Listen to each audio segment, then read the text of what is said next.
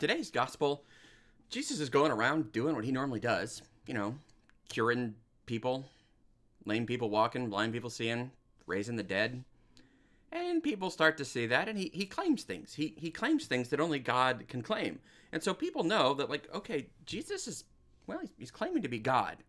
Well, in the gospel, then, we see that his own family comes and they think he is out of his mind. He's a lunatic. He's crazy. We know this Jesus. I mean, he's the son of Mary and Joseph. What the heck? He's not God. And, he's clearly gone out of his mind. And that's what Mark tells us in the gospel. His relatives and friends come and they say, quote, he is out of his mind. End quote. Well, that is, of course, one option. Jesus could be out of his mind. He's crazy, thinking he's God. Other option could be that maybe he's not crazy. Maybe he's just really super smart and he's trying to deceive everybody. He's got something that he wants to do to bring everyone into his kind of web of deceit. He wants people to think he's God because then he'll be powerful. People will follow him and he'll get more of what the world wants. He could just be a really great liar. So those are two options. But if Jesus isn't crazy and he's not a liar, well, then there really is only one other option. Maybe he is who he says he is. C.S. Lewis, the great Christian author, summed those three options up this way. He said either Jesus is a lunatic, like his family seems to think, or he is a liar, or he is Lord. There's really only those three options, lunatic, liar, or Lord. The problem today is that we tend to want to soften that proposition a little bit. We don't want to commit.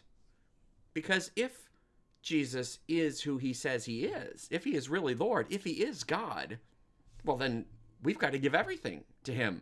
Nothing in this life could possibly be compared to life with God. So yeah, I should be able to willingly do what Jesus says. I should leave everything to follow him. I should prefer nothing to Jesus. I should bow down and worship Jesus because he is God. Well, modern people tend not to want to do that.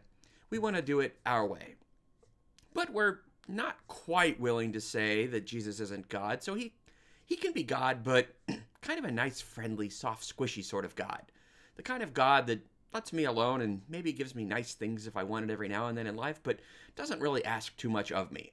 That's the whole spiritual but not religious thing we hear these days. Yeah, I'm spiritual. I kind of believe there's God, and Jesus is probably a good guy who's sort of God, but don't let it get in my way too much. Don't cramp my style. Don't go putting your value trip on me. Well, the problem with that is that it just wasn't an option for people who actually knew Jesus. People who were actually there could not take that option. His own family said, well, he's crazy. They took the lunatic option. The Romans and other people in power and the Jewish leaders, they said, well, he's a liar. He's a charlatan. He's trying to deceive the people. And then there were those, a small group, who said, no, he's the Lord. What about us? Do we recognize the incredible, radical demand of this claim of Jesus? Today, you want to hear people say that, well, Jesus was a good guy. He was a great teacher. Boy, he was a great moral leader. He told us to love everybody. That's really nice. That's great. We like Jesus. He's kind of squishy and cuddly and huggable. Well, it just wasn't an option for people who knew Jesus. It's really not an option for us today. We could only say that because we're 2,000 years past it and can make up some fake Jesus who never existed. The real Jesus made demands. Not just demands of the moral life, but more importantly, demands about who he was. He comes to the apostles and he says, who do people say that I am? Well, some say John the Baptist, others Elijah. Only Peter gets it right. Lord, you are the Christ, the Messiah. And so when Jesus says other crazy things like, eat my flesh, drink my blood, well, there's no option, as people do today, to say, well, Jesus probably meant that spiritually. No, the people who heard Jesus decided he's crazy or he's lying, and so we have to leave. When Jesus said, eat my flesh, drink my blood, everyone left, except Peter and the apostles who said, Lord, to whom shall we go? They trusted Jesus. Do you trust Jesus? The real Jesus? Or do you try to soften it so you don't really have to make that choice and you can just live the way you want and put Jesus in a nice little corner? Today, let's realize the full import of what Jesus claimed. He claimed to be God, and he backed it up by rising from the dead. If that's true, he's not a lunatic. He's definitely not a liar. He's Lord.